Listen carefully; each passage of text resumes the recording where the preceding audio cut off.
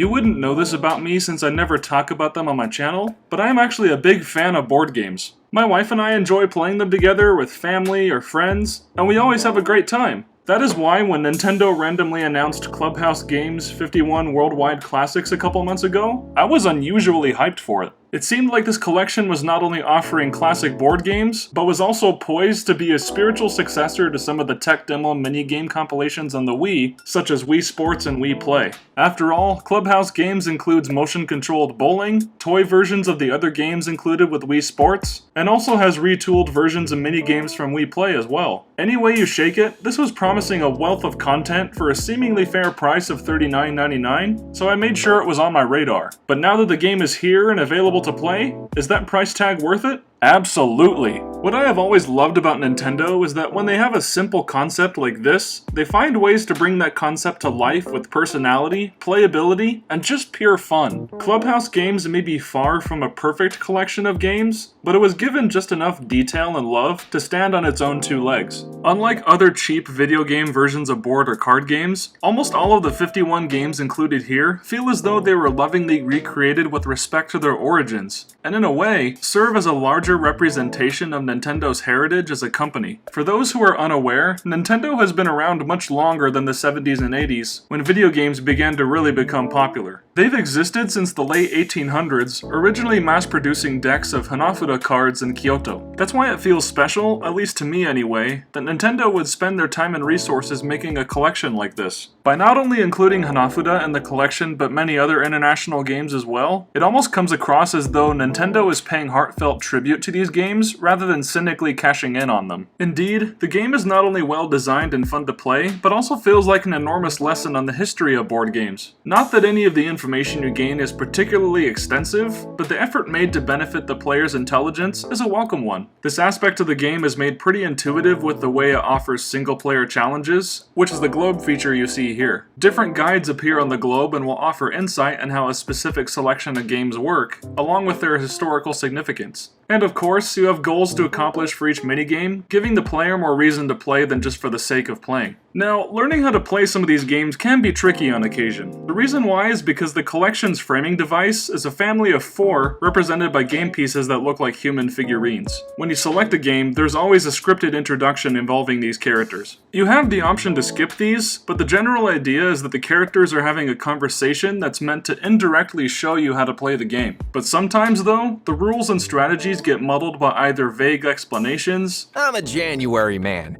Pines and cranes are very in now. or the dialogue setting up lame jokes. Falling circle counter.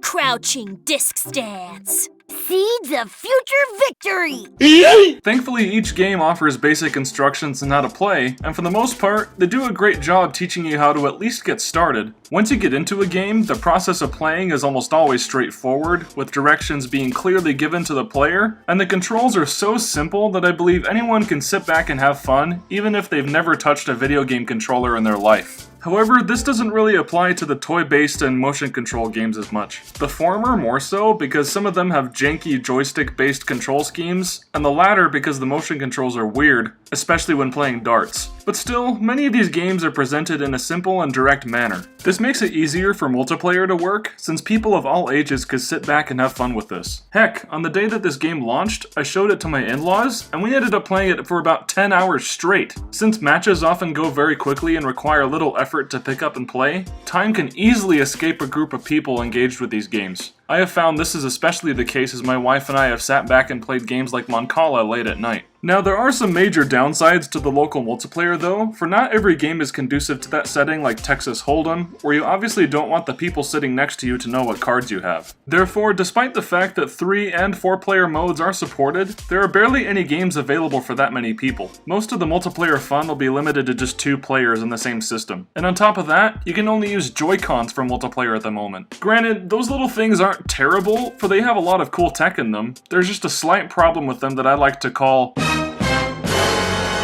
I have 3 Joy-Cons and 2 of them suffer from Joy-Con drift, so it makes playing games like billiards, ice hockey, and 6-ball puzzle nearly impossible with 2 people, even if it causes some unintentional humor. Thankfully though, most of the games require minimal use of the joystick. But if single player or local multiplayer don't do enough for you, the online component is so satisfying. The grand majority of the games are available to play with others online, and since a lot of them are turn-based, there's never a reason to be concerned about lag. Sure, there may not be any features for leaderboards, unlockables, or voice chat just yet, but it's a fun and challenging alternative for playing against the computer, even though the AI is surprisingly competent too. It helps that Nintendo implemented an innovative method of matchmaking, in which the menu will notify you with a symbol if there are others waiting in a lobby. That way, it makes joining a game pretty seamless and quick. All in all, Clubhouse Games is worth the initial investment you put into it. While there are some very annoying design quirks, and at least 10 of the games lose their steam unfortunately fast, this is still a collection I would recommend to any Switch owner. I don't want to dredge up an old donkey meme by saying this, but it truly has something for everyone. As someone who loves games, regardless of whether I'm holding a pair of dice, a deck of cards, or a controller, I am extremely happy that Nintendo decided to make this. The end result of their efforts is something I hope to enjoy for months, if not years, to come.